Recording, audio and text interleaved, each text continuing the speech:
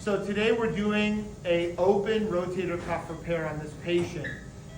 In the rotator cuff, most rotator cuff surgery we do arthroscopically with a camera inside the shoulder and repair the tendons in the shoulder. Those are the tendons that are kind of on the top of the shoulder.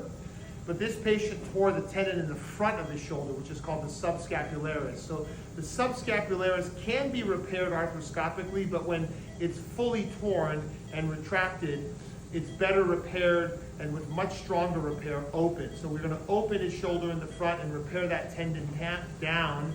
And also, when that tendon tears, it dislocates the biceps. So we're going to cut his biceps and tie that down to bone.